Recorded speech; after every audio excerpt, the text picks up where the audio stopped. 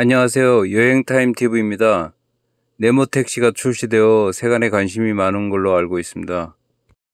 아이러니하게도 카카오 티블루는 그대로 유지되면서 네모택시를 병행하는 형태로 시작하는 것 같습니다.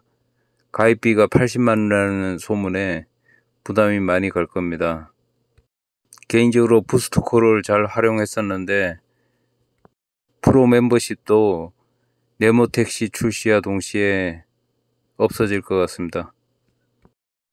쇼츠에서도 알려드렸지만 어제 경우는 불금은 아니었지만 예약콜이 있어서 막상에 6만원 정도 추가되는 바람에 기본 목표 40개는 채웠습니다. 21일간 즉 3주간 팀원의 매출 합계를 보니 777만 6천원 나오네요. 예전 부재 시절로 돌아간다고 생각했을 때 20일에서 21일 한 달간 일을 할 수 있다고 감안하면 연간으로 계산해보면 9,300만 원 정도 매출이 나옵니다. 일반 과세 되기는 어렵겠지만 그래도 일반 과세에 준하는 9천만 원대 매출은 가능할 것 같습니다. 전기 택시는 부재에서 3년간 예외가 되기 때문에 저는 부재 영향을 받지 않는 차종입니다. 카카오가 네모택시를 출시하면서 길방 수수료는 여전히 카카오 티블루처럼 100% 수수료를 부과하는 것 같은데 참 아쉬운 부분이긴 하죠. 100% 자동 결제 콜만 가맹 택시에게 준다면 우버처럼 건당 콜 수수료를 부과하든지 해서 길방 수수료나 타사콜은 면제해 주는 게 맞는데 갑질이 심해도 너무 심한 것 같습니다. 불행 중 다행인 거는 근거리 배차 시스템이 도입된다는 건데, 즉 가까운 기사한테 콜을 먼저 주는 우버가 이런 방식을 취하고 있거든요.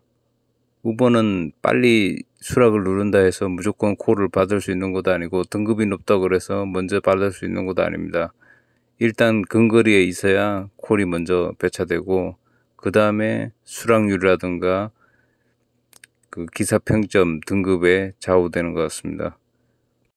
네모택시가 카카오 티블루랑 어떻게 경쟁을 할 건지 상당히 기대 반 걱정 반 됩니다. 어제 일을 마치고 아침에 들어가 보니까 집밥 완속 충전기가 저희 아파트에 6대가 충전이 가능했는데 그 중에 한 대 남은 자리에 하필이면 카드 태그가 안 되는 겁니다.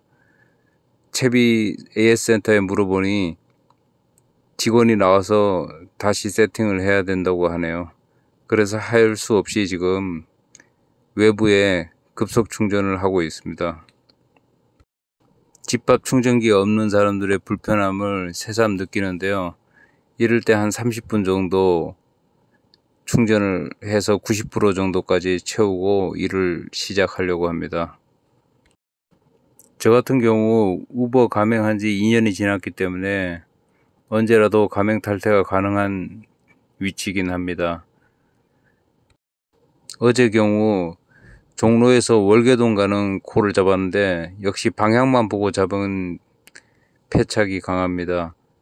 북동 방향 콜이었는데 자꾸 보니 시내 경로로 해서 월계동까지 가는 별로 탐탁지 않은 코스였는데 그 땀이 많은 승객인지 반바지 차림에 약간 진상 짓을 하더라고요.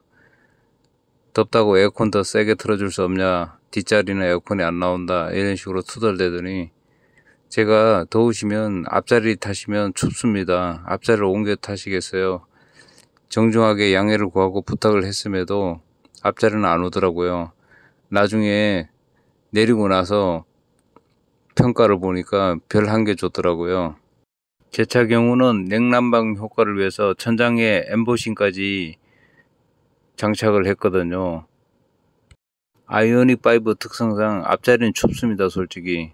뒷좌석 승객은 약간 개인의 체질상 더위를 느낄 수 있는 사람도 있겠지만 제가 최대한 17도까지 맞춰 놓은 상태면 거의 시원한 편이거든요. 정더위를 타는 승객은 앞자리를 옮겨 타면 정말 시원할 텐데 안타깝습니다. 이런 걸로 별점 테러를 당하니 기분 더럽습니다. 장마철 시작되는데 안전운전 하시고 건강하십시오.